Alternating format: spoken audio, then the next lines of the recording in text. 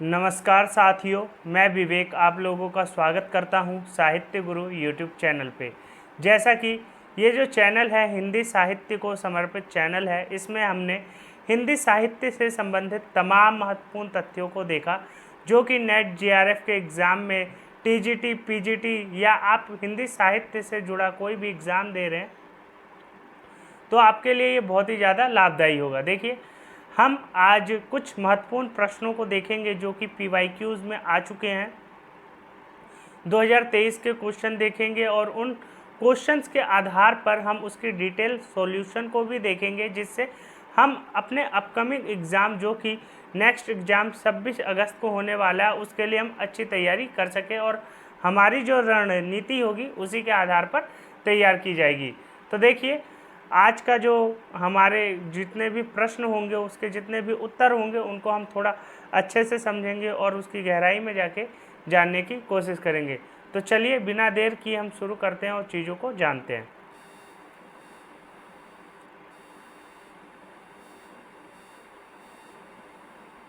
देखिए, पहला प्रश्न है, ये क्वेश्चन है, डैश की श्रीपद बेहद गवार आदमी है, खाने की मेज पर बैठकर पसीना पोंछता है। मैं कहता हूँ दीदी, मैं इतनी मुद्दत के बाद यहाँ आया हूँ, तुम्हारा छोटा भाई हूँ।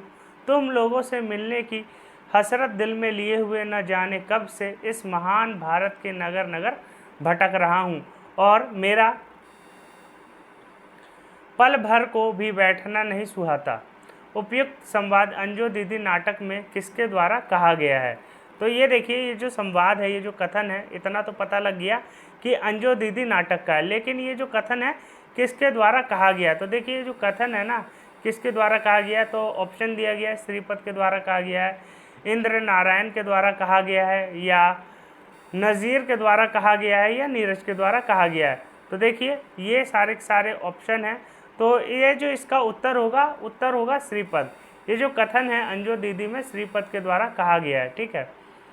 और देखिए क्या है, श्रीपद जो है अंजो दीदी का 27-28 वर्षीय भाई है, मतलब 27-28 साल का अंजो दीदी का भाई है। और देखिए क्या, अंजो दीदी जो है, अंजो दीदी की कुछ हम विशेषताओं को देखेंगे। देखिए, अंजो दीदी जो रचना है उपेंद्रनाथ अश्क के द्वारा लिखा गया है, नाटक विधा में लिखी गई रचना है। 1955 में इसका प्रकाशन हुआ है। वहीं देखिए, इसकी जो प्रमुख पात्र है अंजो, जिसको हम अंजलि के नाम से भी जानते हैं, अंजो दीदी भी कहते हैं, प्रमुख पात्र है। और देखिए क्या है, लगभग 30 साल, मतलब जो श्रीपद है उसका भाई उससे 2 साल बड़ी है। वहीं देखिए, इंद्र नारायण जो है अंजो दीदी के पति हैं। तो इंद्र नारायण कौन है? अंजो दीदी के पति का नाम है इंद्र नारायण। अनीता जो है अंजो दीदी की सहेली है और नीरज जो है अंजो का पुत्र है, जो इसकी उम्र 11 वर्ष हमें देखने को मिलती है। मुन्नी नौकरानी है जो कि 25 साल की है। तो पूछा गया था कि मुन्नी जो है अंजो दीदी में कौन है और उसकी उम्र क्या है? तो 25 साल की उम्र है मुन्नी की और नौकरानी है। अगर हम देखें कि इस नाटक का विषय क्या है, तो देखिए क्या है, इस नाटक में अंजो या अंजलि के माध्यम से स्त्री पुरुष संबंधों के 60 वक्त की पाबंदी वर्णित की गई है। तो देखिए, इस नाटक में अंजलि के माध्यम से यह बताने की कोशिश की गई है कि किस प्रकार से जब रिश्तों के बीच में पाबंदियां आ जाती हैं, समय की पाबंदियां आ जाती हैं, तो रिश्ते जो हैं कैसे बिखरने लग जाते हैं, उनमें कैसे कड़वाहट आ जाती है। तो अंजो दीदी में जो अंजो है, जिसको हम अंजलि के नाम से भी जानते हैं, वो बहुत ही ज़्यादा पंक्चुअल लेडी है। उनको जो है सारे काम अपने समय पे ही करने अच्छे लगते हैं। तो इसके कारण जो कड़वाहट उनके रिश्तों में आई है, इस चीज़ को हमें ये जो नाटक है देखने को मिलता है। और देखिए क्या है, देखिए नाटक, ये जो नाटक है उपेंद्रनाथ अश्क का नाटक है, अंजो दीदी 1955 का नाटक है। और देखिए क्या है, उपेंद्रनाथ अश्क के और दूसरे नाटक भी देखते हैं। तो लक्ष्मी का स्वागत 1935 ईस्वी का नाटक है, स्वर्ग की झलक 1940 ईस्वी का नाटक है, छठा बेटा 1940 ईस्वी का नाटक है, और देखिए जय पराजय 1937 ईस्वी का नाटक है। और ये सारे सारे उपेंद्रनाथ अश्क के बहुत ही ज़्यादा महत्वपूर्ण नाटक है। तो आप इन नाटकों को 2 से 4 बार रिवाइज कीजिए, ये सारे सारे जो नाटक हैं आपको याद होने चाहिए। वहीं देखिए, दूसरा सवाल देखिए, दूसरा सवाल क्या है, जिसकी आत्मा कमज़ोर हो, जिसे लालच स्वार्थ ने घेर रखा हो, वह इस बकरी से क्या पाएगा। भगवान के पास खाली हाथ न जाने का मतलब नहीं है। जो फूल लेकर जाता है वह स्वर्ग लेकर लौटता है, इसीलिए श्रद्धा देना जानती है। आप इस बकरी को जितना दे उतना कम है। उपयुक्त संवाद बकरी नाटक में किसके द्वारा कहा गया है। तो देखिए, ये जो संवाद है पूछा जा रहा है कि किसके द्वारा कहा गया है। तो 1 मिनट, तो देखिए ऑप्शन दिए हुए हैं कि कर्मवीर के द्वारा कहा गया है, या दूसरा ऑप्शन है सत्यवीर के द्वारा कहा गया है, या दुर्जन सिंह के द्वारा कहा गया है, या सिपाही के द्वारा कहा गया है। तो ये जितने भी पात्र हैं ये सारे के सारे बकरी जो नाटक है सर्वेश्वर दयाल सक्सेना का 1957 का नाटक है उसके पात्र हैं। और ये जो कथन है पूछा जा रहा है कि किसके द्वारा कहा गया है। तो देखिए, ये जो कथन है, उपयुक्त संवाद बकरी नाटक में सत्यवीर के द्वारा कहा गया है। और देखिए क्या बात बताई गई है इस नाटक के बारे में। बकरी देखिए क्या है, बकरी के जो रचनाकार हैं सर्वेश्वर दयाल सक्सेना है। नाटक है 1974 ईस्वी का नाटक है, 1957 नहीं, 1974 ईस्वी का नाटक है। और इसके जो पात्र हैं, प्रमुख पात्र हैं, नट और नटी हैं, भिस्ती है, दुर्जन सिंह है, कर्मवीर सिंह है, और देखिए सत्यवीर सिंह है, विपत्ति है, एक गरीब स्त्री जिसकी बकरी खो गई होती है। तो देखिए इसकी जो प्रमुख नारी पात्र कह सकते हैं विपत्ति है जिसकी बकरी चोरी हो गई है, सिपाही है, काका है और काकी है। तो ये इसके प्रमुख पात्र हमें देखने को मिलते हैं। और देखिए अगर हम इस नाटक के विषय को जानें तो देखिए क्या है, आधुनिक राजनीतिक भ्रष्टाचार तथा नेताओं द्वारा गांधी के विचारों की बार बार की जा रही हत्या का चित्रण किया गया। देखिए जो बकरी नाटक है उसमें यह दिखाया गया है कि किस प्रकार से जो गांधी की विचारधाराएं हैं उसकी हत्या कर दी गई है। मतलब उनकी जो विचारधाराएं हैं केवल एक स्वांग का काम करती है, केवल उनसे जो हम हैं मतलब अपने जो मतलब अपनी चीज़ों को हम सिद्ध करते हैं, अपने लिए उसको उपयोग करते हैं। उनकी जो विचारधारा है उसका अस्तित्व जो है असलियत ज़िंदगी में कुछ भी नहीं रह गया। इस चीज़ को इस नाटक के माध्यम से दिखाने की कोशिश की गई है। सर्वेश्वर दयाल सक्सेना के बारे में हम जानते हैं कि सर्वेश्वर दयाल सक्सेना का जो जन्म है 1927 में हुआ, 1983 में इनका निधन हो गया। वहीं देखिए यह तीसरे सप्तक के कवि माने जाते हैं। अगर हम इनके प्रमुख नाटक देखें तो लड़ाई 1979 ईस्वी की नाटक है। वहीं देखिए अब गरीबी हटाओ, यह भी इन्हीं की रचना हमें देखने को मिलती है। काव्य रचनाएं अगर हम देखें तो काठ की घंटियाँ 1959 ईस्वी की रचना है, बांस का पुल 1963 ईस्वी की रचना है, एक सूनी नाव 1966 ईस्वी की रचना है, और कुआनो नदी 1973 ईस्वी की रचना है। तो देखिए ये जितनी भी काव्य रचनाएं हैं इनसे प्रश्न बनने की संभावना सबसे ज़्यादा है, क्योंकि सर्वेश्वर दयाल सक्सेना के अक्सर नाटक पूछे जाते हैं, काव्य जो हैं बहुत कम पूछे जाते हैं। तो ये जो काव्य हैं इनसे प्रश्न बन सकते हैं, तो आप इनको याद करने की कोशिश कीजिए। ये सारी की सारी चीज़ें जो हैं आपको सहजता याद हो जाएंगी।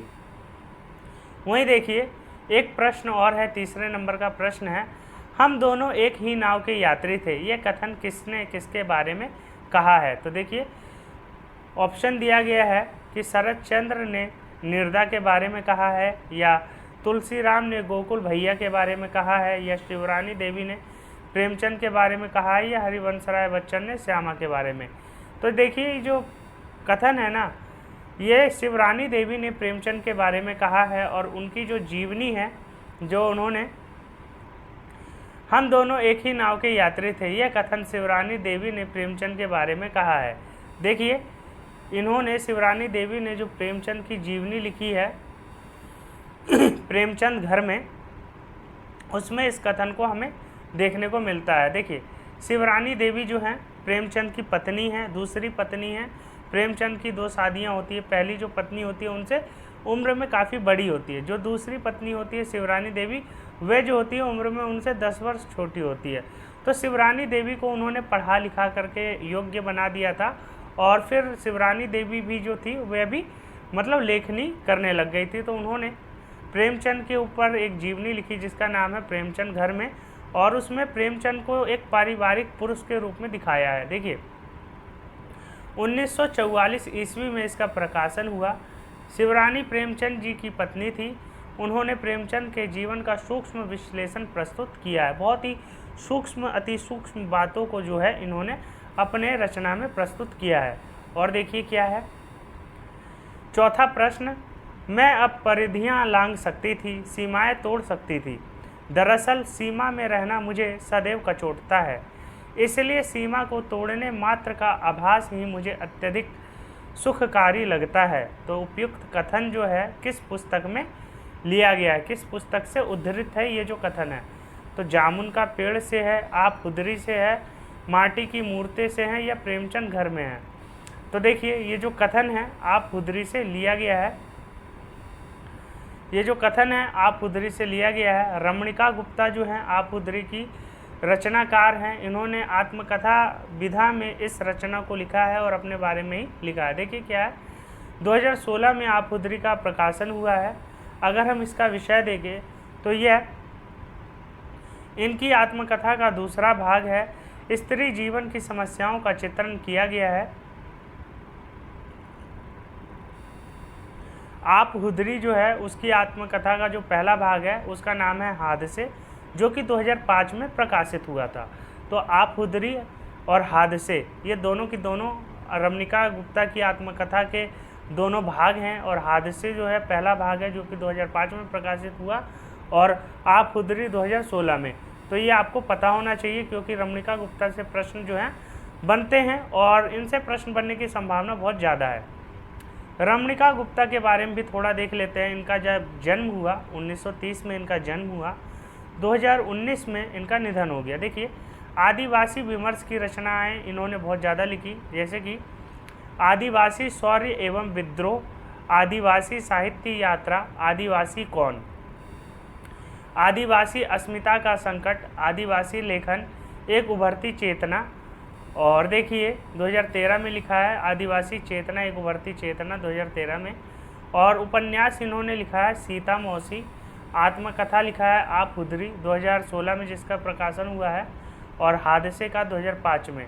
तो ऑप्शन में 2015-16 जो भी आए आप टिक करना 2016, ठीक है, और हादसे 2005 में। और देखिए क्या है,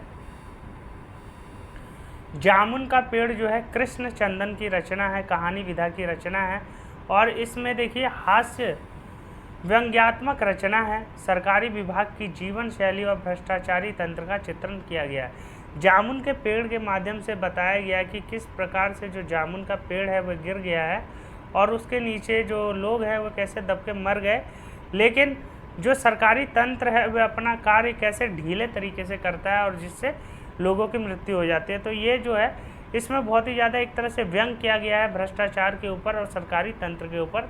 तो ये जो कृष्ण चंदन की कहानी है जामुन का पेड़, बहुत ही ज़्यादा हास्यास्पद सा लगता है जब हम इसको पढ़ते हैं। वहीं देखिए माटी की मूर्तें, माटी की मूर्तें जो है 1946 में इसका प्रकाशन हुआ है।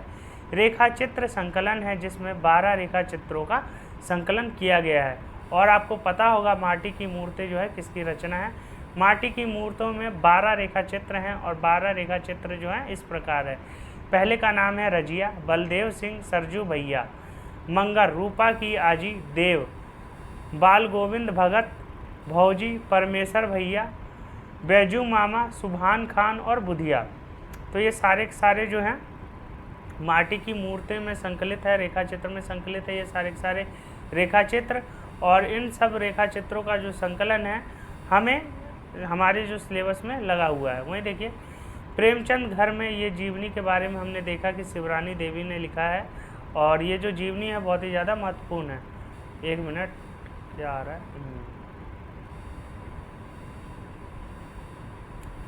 देखिए कृष्ण चंदन का जन्म 23 नवंबर 1914 को हुआ।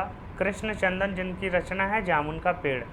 और देखिए क्या है, इनकी रचनाएं हैं, एक गधे की आत्मकथा इन्हीं की रचना है, एक वायलिन समुंदर के किनारे, एक गधा नेफा में, और तूफान की कलियां। तो ये सारी की सारी कृष्ण चंदन की रचनाएं हैं जिनकी रचना है जामुन का पेड़। तो कृष्णचंदन का जन्म 1914 में हुआ था, आप इसको भी याद रखिए। हम वहसी हैं, कार्निवाल, एक गधे की वापसी, गद्दार आदि, यह इनकी महत्वपूर्ण रचनाएं हैं। अगर हम देखें कृष्णचंदन को सम्मान क्या क्या मिले हैं, तो कृष्णचंदन जी को साहित्य एवं शिक्षा के क्षेत्र में भारत सरकार द्वारा सन 1961 में पद्म भूषण से सम्मानित किया गया है। तो कृष्णचंदन को 1961 में पद्म भूषण से सम्मानित किया जा चुका है। तो ये जो मतलब इनको सम्मान मिला है पद्म भूषण का, कब मिला है? 1961 में मिला है। तो ये आपको पता होना चाहिए। वहीं देखिए राम वृक्ष बेनीपुरी की ही रचना है माटी की मूर्तें, जिसमें 12 रेखा चित्रों का संकलन है। अभी हमने उनके बारे में देखा भी। इनका जन्म 1899 में हुआ, 1968 में इनका देहांत हो गया। अगर हम इनके दूसरे रेखा चित्र देखें तो गेहूँ और गुलाब 1950 में प्रकाशित हुआ है, लाल तारा 1938 में हुआ है, मील के पत्थर ये इनके प्रमुख रेखा चित्र है। हरिशंकर परसाई की अगर हम बात करें तो हरिशंकर परसाई का जो जन्म है 1924 में हुआ, 1995 में इनका देहांत हो गया। कहानी संग्रह अगर हम इनके देखें तो हंसते हैं रोते हैं, जैसे उनके दिन फिरे, भोलाराम का जीव। भोलाराम का जीव जो है बहुत ही ज़्यादा एक तरह से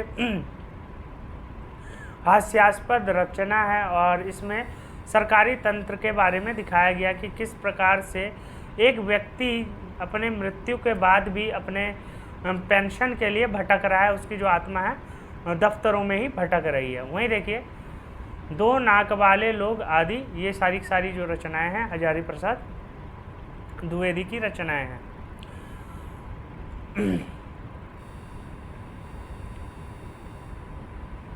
तो देखिए ये सारी की सारी जितनी भी रचनाएं मैंने आपके सामने प्रस्तुत की, ये मोस्ट इम्पोर्टेंट प्रश्न थे और इनसे जो प्रश्न बनने की संभावना है सबसे ज़्यादा है। तो आप इनको बार बार रिवाइज़ कीजिए, चीज़ों को देखते रहिए और आपको जिस भी टॉपिक पे नया कंटेंट चाहिए आप कमेंट करके बता सकते हैं।